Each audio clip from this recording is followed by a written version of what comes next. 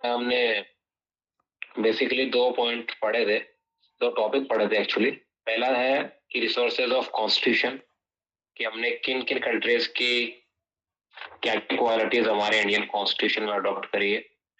और दूसरा टॉपिक जो हमने पढ़ा था वो पढ़ा था कि हमारे संविधान की विशेषताएं क्या है, जिनमें हमने मेनली देखा था कि वर्ल्ड का सबसे लार्जेस्ट कॉन्स्टिट्यूशन है। दूसरा हमने जो क्वालिटीज पढ़ी तो वो ये पढ़ी थी कि ये संसदीय ढंग की सरकार की बात करता है। तीसरा हमने फंडामेंटल राइट्स पढ़ लिया था। आज हम जिस टॉपिक को कवर करने वाले हैं वो है डायरेक्टिव प्रिंसिपल वाला। देखिए, कई बार मेंस क्वेश्चन में आपका पूछ लिया जाता है कि what is the difference between fundamental right और डायरेक्टिव प्रिंसिपल। तो अगर मैं बात करूं तो दो तीन डिफरेंस जो है फंडामेंटल राइट्स और डायरेक्टिव प्रिंसिपल में वो ये रहेगा कि पहला जो डिफरेंस है वो ये है कि फंडामेंटल राइट्स इन्फोर्सेबल है बाय लॉ।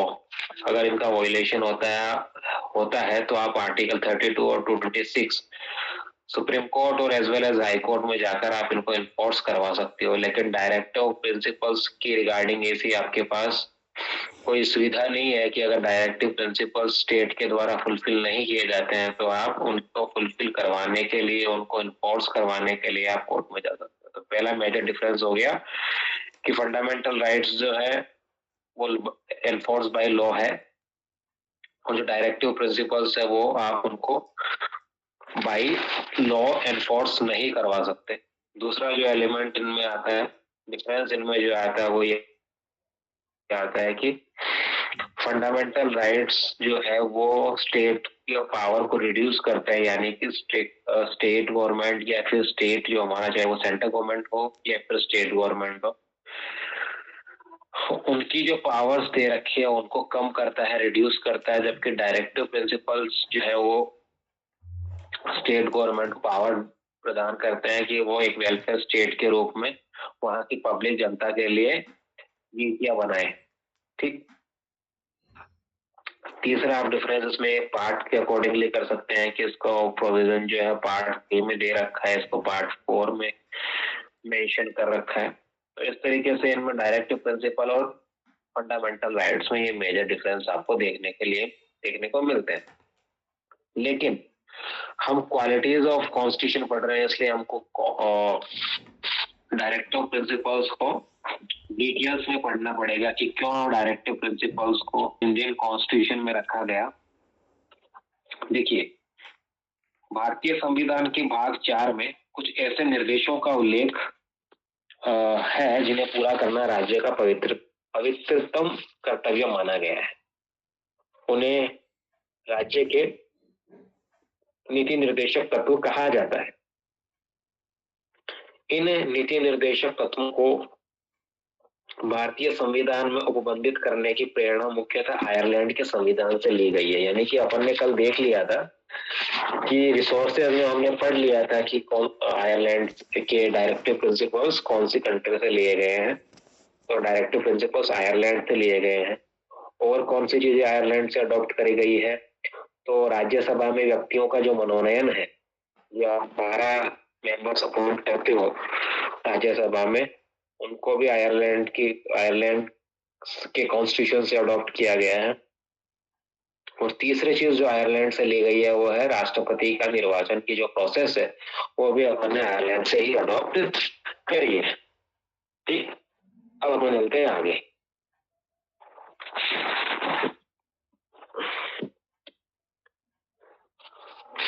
ये सिद्धांत डायरेक्टिव प्रिंसिपल्स निदेशकों के रूप में है जो विधानमंडल तथा कार्यकारिणी के पथ प्रदर्शन के लिए संविधान में उपबंधित किए गए हैं। यानी कि एक ये मार्ग दिखाते हैं, एक पाथ शो करते हैं विधानमंडल और कार्यकारिणी के लिए। लोक कल्याण की उन्नति के हेतु राज्य ऐसी सामाजिक व्यवस्था करेगा जिसमें सामाजिक, आर्थिक तथा राजनीतिक न्याय की स्थापना पर बल दिया जाएगा। ये जो लाइन है, अगर आपके पास बैरेक्ट है तो आप बैरेक्ट को खोलिए और आर्टिकल 30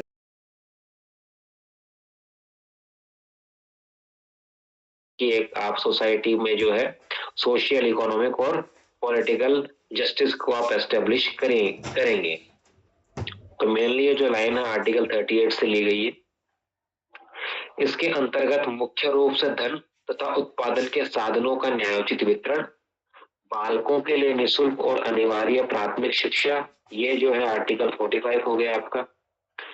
देश के लोगों के जीवन स्तर को ऊंचा उठाना, कार्यपालिका तथा न्यायपालिका का पृथक्करण, अंतर्राष्ट्रीय शांति और सुरक्षा का प्रयास करना, ग्राम पंचायतों का संगठन आदि शामिल है। यानी कि इसमें आर्टिकल जो दे रखे हैं, जैसे कि आर्टिकल 40 इसमें बताया है, आर्टिकल 51 इसमें शो करा है। तो इसने समरी वाइज जो है आर्टिकल्स को इसमें बता दिया है। ठीक। राज्य के नीति निर्देशक सिद्धांत उपयुक्त लक्ष्यों के पूरक है।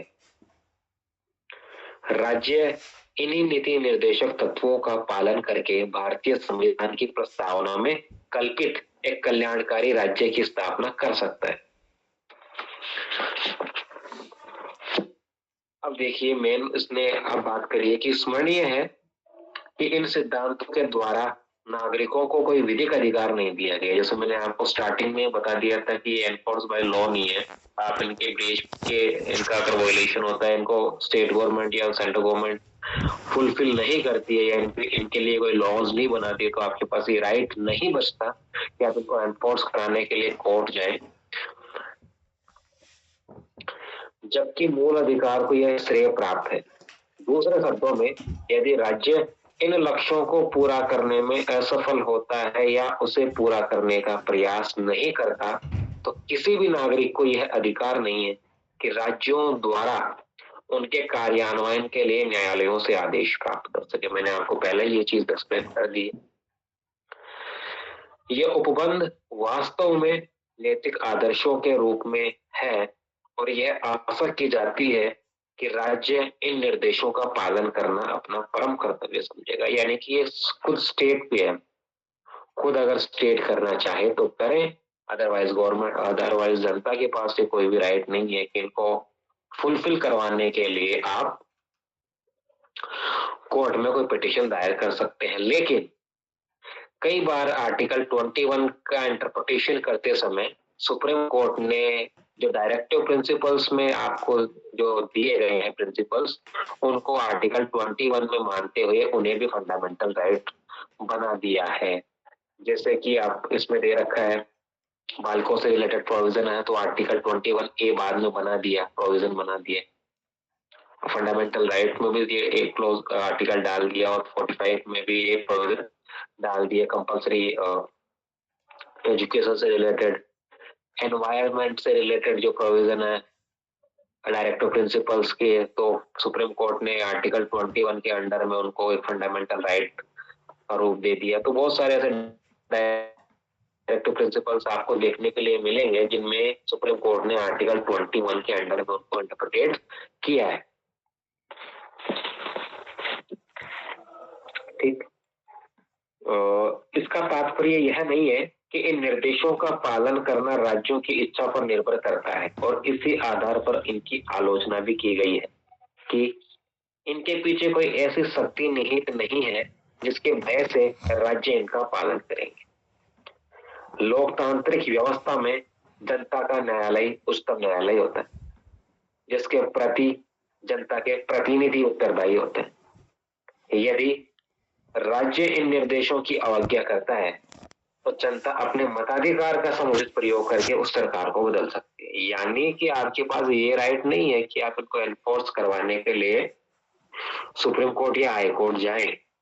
कॉन्स्टिट्यूशन आपको ये राइट नहीं देता, लेकिन आपके पास राइट टू वोट है, आपके पास अपना मताधिकार है, तो आप उसका यूज करके उस गवर्नमेंट को दोबारा इलेक्ट होने से रोक सकते हैं, या अपने वोटिंग के थ्रू आप ऐसे गवर्नमेंट को चुन सकते हैं जो कि एक वेलफेयर स्टेट के रूप में काम करती है या इन डायरेक्टिव प्रिंसिपल्स को फुलफिल कर सकती है। तो आपको ये राइट्स तो नहीं दिया गया, लेकिन आपको एक राइट टू वोट है जिसके बेसिस पर आप इन डायरेक्टिव प्रिंसिपल्स को अप्लाई करवा सकते हैं। संविधान के 25वें और 42वें संवैधानिक संशोधनों के द्वारा राज्य के निर्देशक तत्वों के महत्व को और अधिक बढ़ा दिया गया। इन्हें मूल अधिकारों पर सर्वोच्चता प्रदान कर दी गई है। ये लीजिए। अब निर्देशक तत्वों को कार्यान्वित करने वाली विधियों को इस आधार पर न्यायालय में चुनौती नहीं दी जा सकती कि वे अनुच्छेद 14 और 19 में प्रदत्त मूल अधिकारों का अतिक्रमण करती है। यानी मान लीजिए कोई डायरेक्टिव प्रिंसिपल्स और फंडामेंटल राइट्स में कॉन्फ्लिक्ट हो गए, तो आप एक बार के लिए चैलेंज नहीं करेंगे कि ये आर्टिकल 14 या फिर आर्टिकल 19 का वोलेट करती है, क्योंकि डायरेक्टिव प्रिंसिपल्स हैं जो एक बड़े पैमाने पर, एक बड़े स्केल पर जनता के वेलफेयर के लिए है। इसलिए अगर किसी व्यक्ति का या वॉयलेशन, फंडामेंटल राइट का वॉयलेशन होता है, तो आपको एक लार्ज पब्लिक को आपको प्रायोरिटी देनी होगी, ना कि केवल एक व्यक्ति के राइट्स के ग्राउंड पर। ठीक क्वेश्चन की।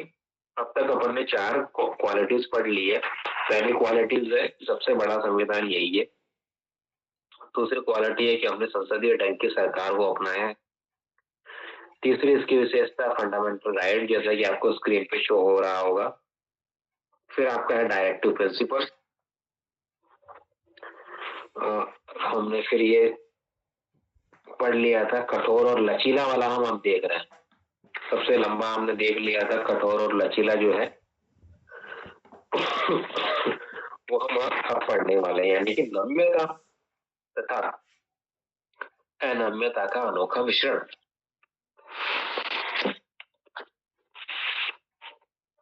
ठीक, देखिए आपको ये पता है कि हमारा कॉन्स्टिट्यूशन एक फेडरल कॉन्स्टिट्यूशन है। हम आगे पढ़ेंगे कि हमारे संविधान की नेचर क्या है। कोई इसे एकात्मक मानता है, कोई इसे संघात्मक मानता है, कोई इसे अर्धसंघात्मक मानता है। तो एक बार क्वालिटीज हो जाए, अगले या उससे नेक्स्ट वाले लेक्चर में हम द नेचर ऑफ कॉन्स्टिट्यूशन पढ़ेंगे, तब हम विद केस लॉज और विद जूरिस्ट की ओपिनियन के बेसिस पर ये डिसाइड करेंगे कि इंडियन कॉन्स्टिट्यूशन फेडरल है या फिर संघात्मक है या एकात्मक है। संघात्मक संविधान की एक प्रमुख विशेषता उसकी परिवर्तनशीलता भी है। संविधान की नम्यता और अनम्यता उसके संशोधन की प्रक्रिया पर निर्भर करती है। यानी आप डिसाइड कैसे करेंगे कि ये कठोर है या लचीला है, तो आपको देखना होगा कि उसमें जो अमेंडमेंट की प्रोसीजर है वो कैसा है। अपरिवर्तनशील संविधान उसे कहते हैं जिसमें संशोधन देश की विशेष प्रक्रिया के अनुसार ही किया जा सकता है, जो प्रायः कठिन होती है।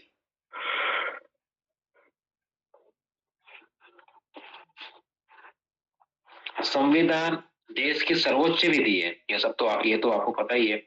अतः उसकी सर्वोच्चता को बनाए रखने के लिए संशोधन की प्रक्रिया भी कठिन होनी चाहिए। मान लीजिए कि अमेंडमेंट की प्रोसीजर को एकदम सरल कर दिया, तो कोई भी उसको अपने मन मानेपन के आधार पर उसको अमेंड कर सकता है। तो ये जो है थोड़ा सा किसी भी फेडरल कंट्री के लिए ठीक नहीं रहेगा।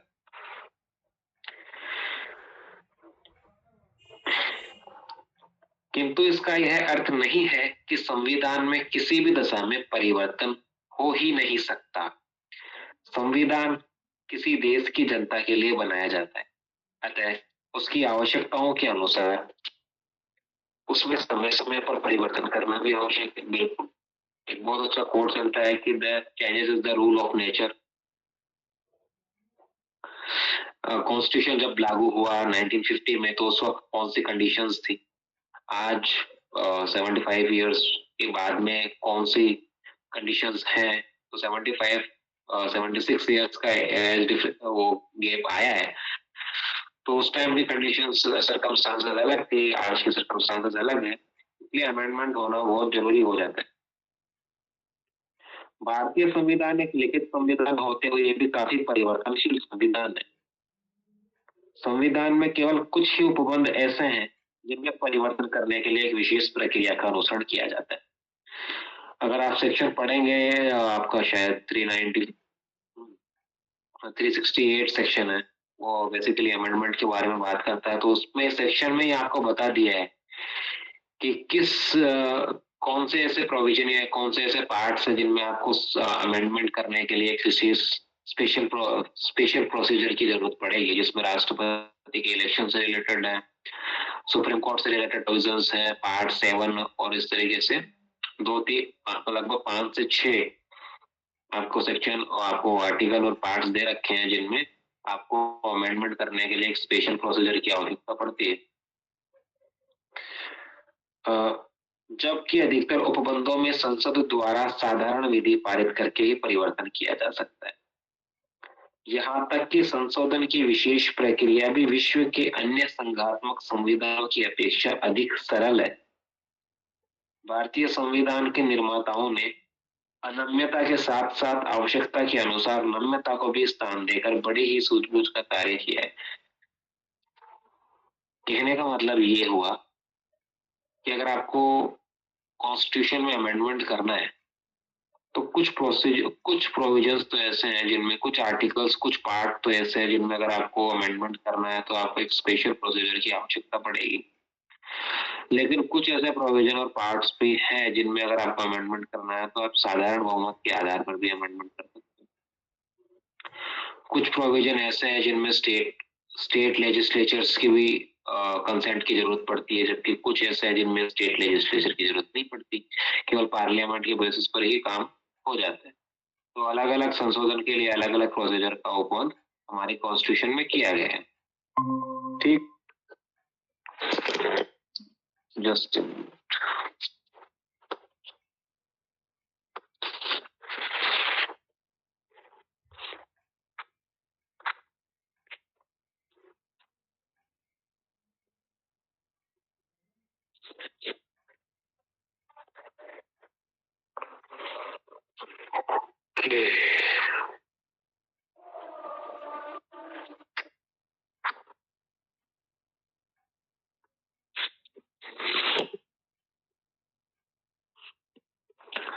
ठीक, अगर आगे चलते हैं।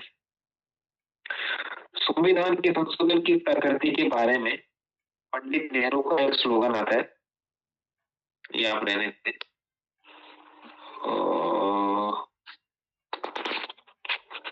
ठीक है, और ये डायरेक्टिव प्रिंसिपल वाला भी हमने लगभग देख लिया। अब हम चलते हैं कि केंद्रोन्मुख संविधान, यानी कि सेंट्रल गवर्नमेंट को काफी ज्यादा पावर्स और काफी ज्यादा अथॉरिटी दी गई है, इसलिए संघात्मक नेचर से संघात्मक हमें देखने के लिए मिलता है। तो देखिए, भारतीय संविधान की यह एक महत्वपूर्ण विशेषता है कि संघात्मक होते हुए भी उसमें केंद्रीयकरण की सबल प्रवृत्ति है, यानी पावर सेपरेशन कर रखा है सेंट्रल गवर्नमेंट और स्टेट गवर्नमेंट के बीच में। लेकिन फिर भी सेंट्रल गवर्नमेंट के पास ज्यादा अथॉरिटी है, ज्यादा पावर्स, और थोड़ा सा हमारा संविधान संघ की ओर ज्यादा झुका हुआ। आपातकालीन परिस्थितियों में संविधान पूर्णतया एक एकात्मक संविधान का रूप धारण कर लेता है। यही नहीं, संविधान में कुछ ऐसे भी उपबंध हैं जो शांति काल में केंद्रीय सरकार को अधिक शक्ति प्रदान करते हैं। संघात्मक और एकात्मक दोनों व्यवस्थाओं की विशेषताएं भारतीय संविधान में मौजूद।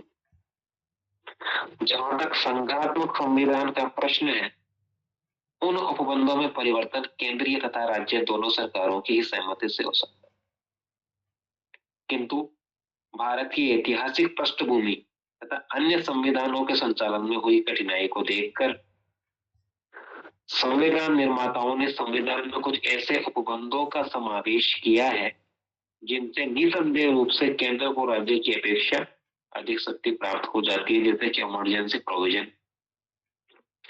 जब इमरजेंसी लागू होती है तो स्टेट की सारी पावर सेंट्रल राज्यपाल में चली जाती है, या स्टेट गवर्नमेंट या संसद खुद ले लेती है। ठीक, अमेरिका, ऑस्ट्रेलिया तथा कनाडा के संघात्मक संविधानों में यद्यपि संघात्मक सिद्धांतों को बड़ी कठोरता से लागू किया गया था, किंतु आज इन सभी संविधानों में भी केंद्रीयकरण की सबल प्रवृत्ति स्पष्ट रूप से परिलक्षित। हम देखते हैं कि अमेरिका, ऑस्ट्रेलिया तथा कनाडा में भी क्या है, फेडरल स्ट्रक्चर है गवर्नमेंट का, लेकिन फिर भी वहां पर सेंट्रल गवर्नमेंट अधिक पावरफुल। वैसा ही कॉन्सेप्ट इंडिया में सेंट्रल गवर्नमेंट को स्टेट गवर्नमेंट से अधिक पावर दे रखी है, इसलिए यहाँ फेडरल स्ट्रक्चर होते हुए भी यहाँ एकात्मक झुकाव देखने को मिलता है। हम आगे बात करेंगे कि एकात्मक संविधान किसे कहते हैं, संघात्मक संविधान किसे कहते हैं, इनकी विशेषताएं क्या क्या होती है, हम डिफरेंस करेंगे संघात्मक संविधान में, एकात्मक संविधान में। ये आगे वाले लेक्चर्स में हम डील कर लेंगे। अभी डिटेल में जाएंगे तो जिस कॉन्सेप्ट पे अपन बात कर रहे हैं वो छूट जाएगा। ठीक,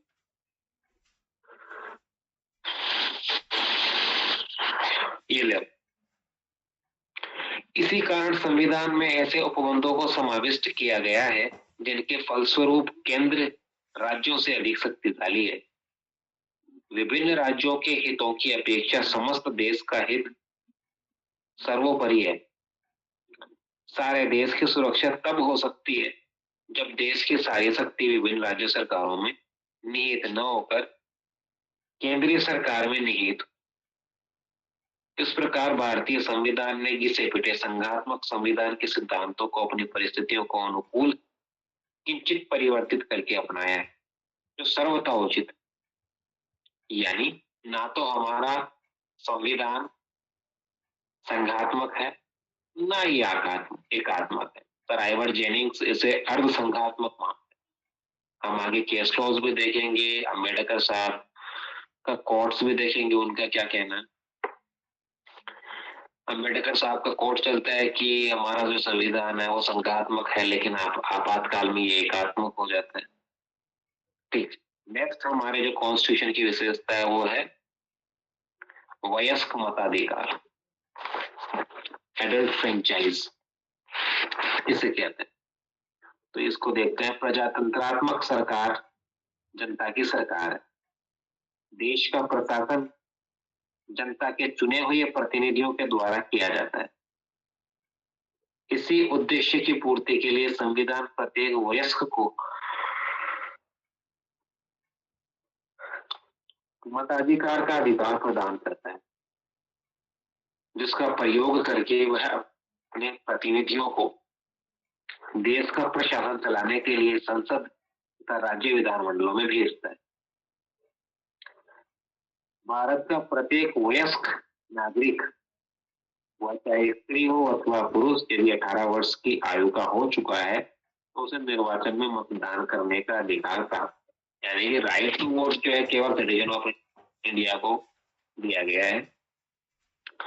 तो पहला चीज वो इंडिया का सिटीजन होना चाहिए, 18 साल या 18 साल से ज्यादा का होना चाहिए, और इलेक्शन कमीशन के द्वारा उसे बाहर न किया हुआ होना चाहिए, यानी उसे अयोग्य न ठहराया गया हुआ होना चाहिए। तो ये 3 कंडीशन अगर आप फुलफिल करते हो तो आपको राइट टू वोट है।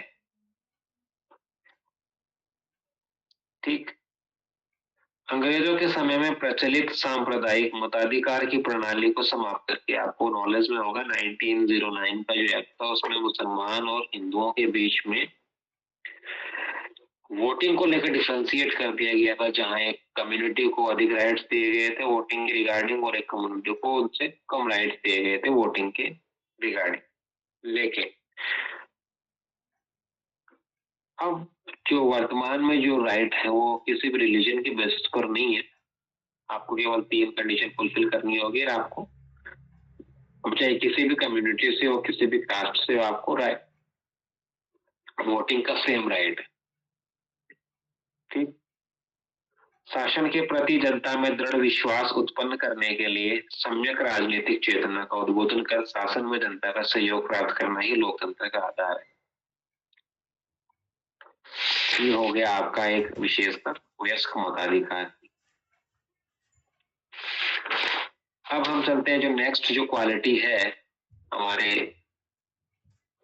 कॉन्स्टिट्यूशन की, वो है इंडिपेंडेंट जुडिशरी, कि स्वतंत्र न्यायपालिका की स्थापना भारतीय संविधान की एक महत्वपूर्ण विशेषता है। अगर आपकी किसी की क्वेरी हो बीच में तो आप हैंड रेज कर सकते हैं, अपना माइक अनम्यूट करके आप सीधा सवाल पूछ सकते हैं जो कि टॉपिक से रिलेटेड होना चाहिए। अगर आप नहीं पूछना चाहते ड्यूरिंग क्लासेस तो आप अपना क्वेरी है वो ग्रुप में डाल दीजिए, उसका आंसर कर दिया जाएगा। स्वतंत्र न्यायपालिका की स्थापना भारतीय संविधान की एक महत्वपूर्ण विशेषता है। संघात्मक संविधानों में प्राय दो न्याय पद्धति होती है। संयुक्त राज्य अमेरिका में संघात्मक संविधान के सिद्धांतों को कठोरता से लागू किया जाता है। फर्क है वहां न्याय व्यवस्था की स्थापना की गई है, एक संघ की दूसरी राज्यों की। इसके विपरीत भारतीय संविधान संघात्मक होते हुए भी सारे देश के लिए न्याय प्रशासन की एक ही व्यवस्था करता है, जिसके शिखर पर उच्चतम न्यायालय और विद्यमान।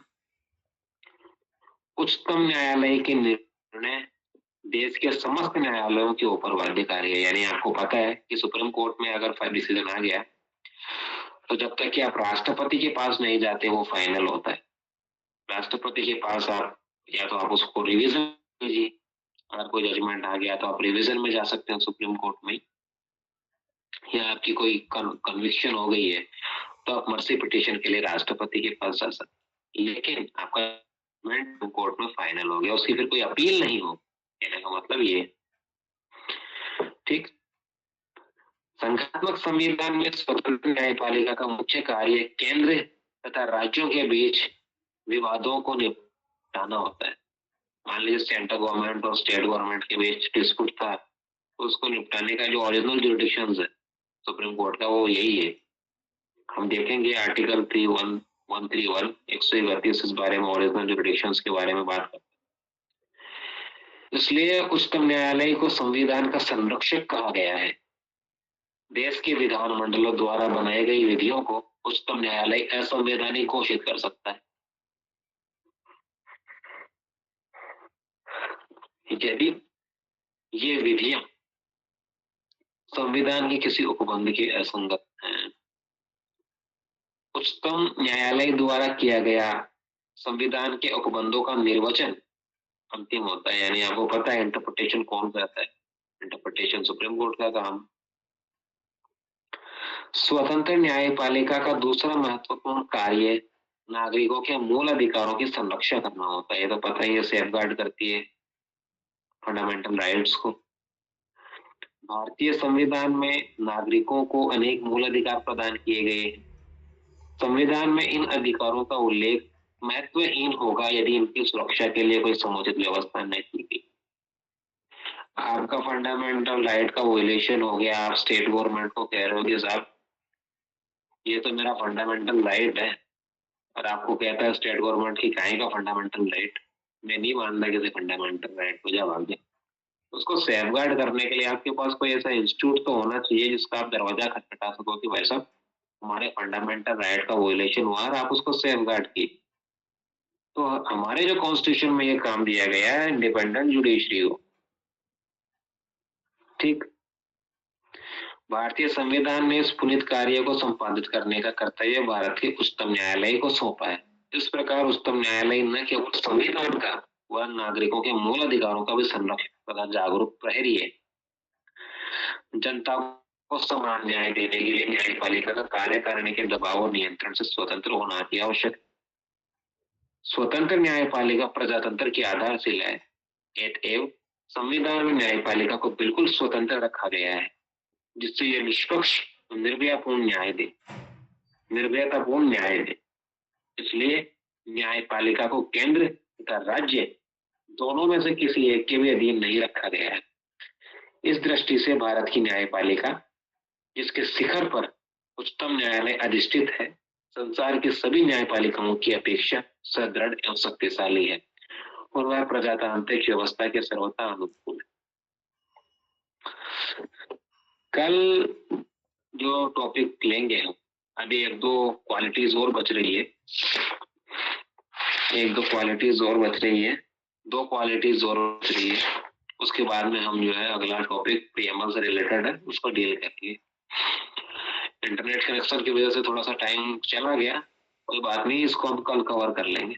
अगर आपकी कोई क्यूरीज वगैरह है तो आप ग्रुप में डाल दीजिए, मैं इसके आंसर आपको वहां दे दूंगा। ठीक है। आज के लिए इतना बहुत है।